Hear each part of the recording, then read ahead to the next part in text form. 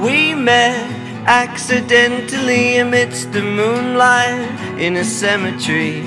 You were laying flowers on a grave, and I was just there to laugh at all the silly names. Pardon me, but who do you think you are, giggling like a fool in a graveyard after dark?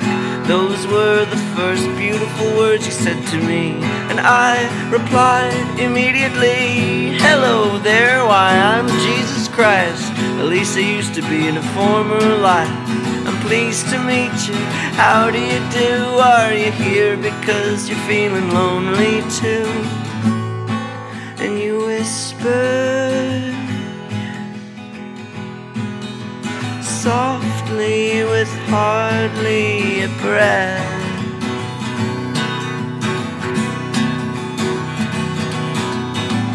we stood and wondered at the stars until the cold forced us to go indoors. I suggested a restaurant I knew that stayed open all night and served artichoke stew.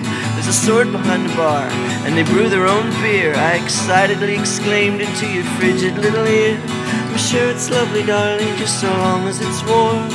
You said back to me, and my love for you was born. At our table was a window, and in a fogged up pane you drew an upside down heart around the initials of our names.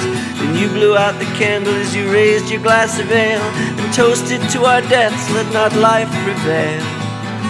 And through the dawn we strolled, with nowhere to be or to go.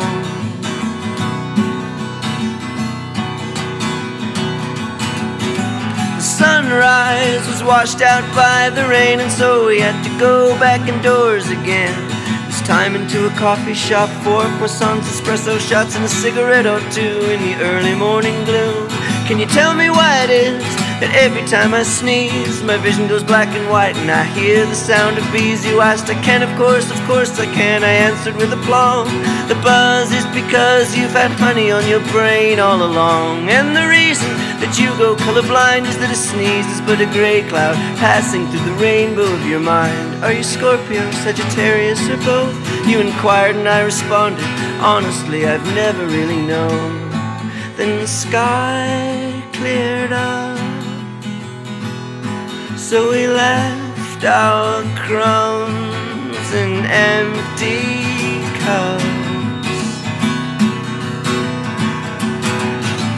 We went and sat upon the beach to be there at the end when the waves finally reached, and we counted every one of them, then rode into the sand. Life is too confusing to ever understand. We built a driftwood bonfire and burned our clothes, and waded into the water until it reached our noses, holding hands but not our breath. We sank to the ocean floor and invited death. I washed up near comatose, yet somehow still alive, but you were much more fortunate, my mermaid bride. I saw your floating body, lifeless and serene, carried out by the current and the tide into the vastness of the sea. Then I went back home, beside myself and alone.